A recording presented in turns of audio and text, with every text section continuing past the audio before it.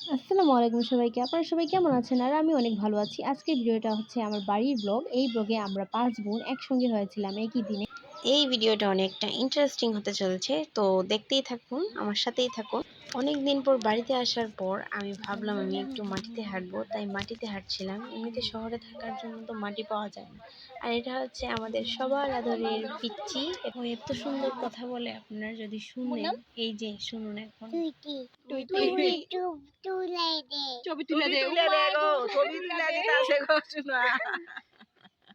একটা হাসি দাও, হাসি দেন, হাসি দিতে না, একটু কান্না দাও, কান্না কান্না কি বা কান্না দাও। আচ্ছা, তোমার দাদুর নাম কি জানো নি? নুকা রুকিয়া। নুকা রুকিয়া। তোমার দাদার নাম কি তা পারো?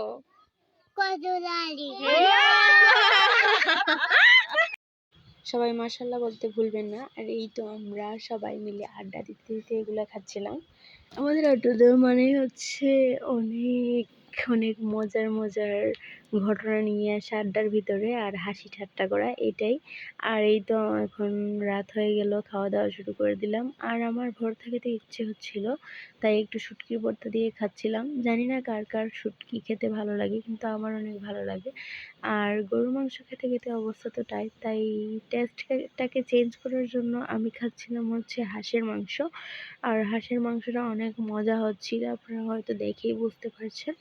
এই হাঁসের মাংসটা রান্না করেছিলেন আমার আম্মু, আর আমার আম্মুর হাতের হাঁসের মাংসটা অনেক বেশি মজা হয়। আর আমি কলিজা খেতে বেশি পছন্দ করি। আর এসব খাওয়ার পর অবশ্যই আপনারা কোল্ড ড্রিঙ্কস খাওয়ার চেষ্টা করবেন, এতে হজম হবে তাড়াতাড়ি, আর এটা খেতেও ভালো লাগে। সো আসসালামু আলাইকুম, ভিডিওটা কেমন লেগেছে অবশ্যই জানাবেন। ধন্যবাদ সবাইকে।